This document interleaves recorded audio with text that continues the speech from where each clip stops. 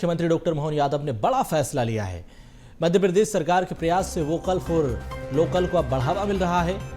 देव उठनी एकादशी तक छोटे दुकानदार और रेहड़ी पटरी वाले भाई बहनों को ये तोहफा दिया गया। नगर निगम और नगर पालिका द्वारा अब खबर ये कि टैक्स नहीं लिया जाएगा किसी भी तरह का। तो स्ट्रीट वेंडर्स को ये राहत रियायत दीपावली के तोहफे के तौर पर सरकार ने दी है। जो नगर निगम और नगर पालिका टैक्स लिया करता है रेहड़ी पटरी वाले छोटे दुकानदारों से, अब उसको नहीं वसूला जाएगा। ये फैसला मोहन सरकार ने लिया है। दीपावली पर बड़ा तोहफा स्ट्रीट वेंडर्स को, छोटे व्यापारियों को, दुकानदारों को दिया गया जो फुटपाथ पर अपनी दुकान लगाते हैं। उसी से जुड़ी ये खबर है।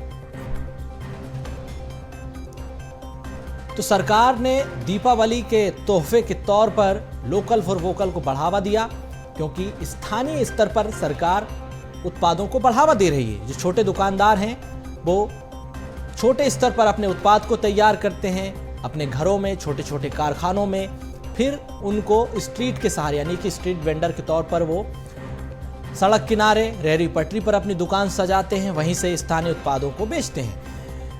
सहयोगी मनोज राठौर हमारे साथ जुड़ चुके हैं। मनोज जी, सरकार ने लोकल फॉर वोकल को बढ़ावा दिया, इसी कड़ी में दीपावली का तोहफा मोहन सरकार ने कर्मचारियों को भी दिया। अब खबर ये आई कि जो स्ट्रीट वेंडर्स हैं, छोटे दुकानदार हैं, रेहड़ी पटरी पर अपनी दुकान सजाते हैं, उनसे नगर निगम, नगर पालिका किसी तरह का कोई टैक्स नहीं वसूलेगा। जी बिल्कुल, क्योंकि प्रधानमंत्री नरेंद्र मोदी इसको लेकर अपील कर चुके हैं। वोकल फॉर लोकल को लेकर उन्होंने जनता से मांग की कि अपील की कि जो ज्यादा से ज्यादा सामान है वो स्थानीय लोगों से जो बनाए गए सामान है वही खरीदे। मुख्यमंत्री डॉक्टर मोहन यादव भी इस दिशा में अपील कर चुके हैं वोकल फॉर लोकल को। अब उनकी अपील के बाद बढ़ावा मिलता नजर आ रहा है। मार्केट में सबसे ज्यादा सामान स्थानीय लोगों से खरीदा जा रहा है और इस दिशा में एक बड़ा कदम जो है मुख्यमंत्री डॉक्टर मोहन यादव ने और उनकी सरकार ने उठाया। जो देव उठनी 11 से वहां तक यानी दीपावली के बाद भी 11 तक जो है छोटे दुकानदार हैं जो सड़क पे फुटपाथ पे जो है वो दुकानें, स्टॉल के जरिए दुकानें लगा के अपना सामान बेचना, चाहे रेहड़ी पटरी वाले हों, उन भाई बहनों से नगर निगम किसी भी तरीके का, नगर पालिका किसी भी तरीके का टैक्स नहीं वसूलेगा। इसके अलावा यही निर्देश जो है पुलिस विभाग को भी दिए गए हैं कि पुलिस विभाग भी किसी तरीके से ऐसे दुकानदारों को परेशान नहीं करेगा, उनका सहयोग करेगा, वहां पर व्यवस्था करेगा।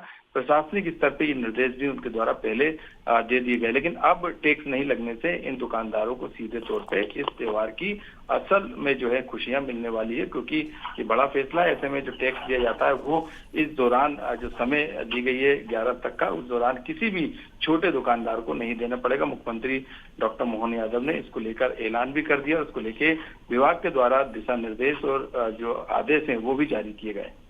तो कुल मिलाकर अस्थायी तौर पर ये आदेश है, सरकार का फैसला है। क्या सरकार अब आगामी त्योहारों में भी, चाहे वो दीपावली की बात हो या अन्य त्योहार होते हैं, धार्मिक पर्व होते हैं, उसको लेकर भी अब इसी तरह के आदेश लेती रहेगी क्या, या फिर दीपावली के है ये सीमित समय के लिए?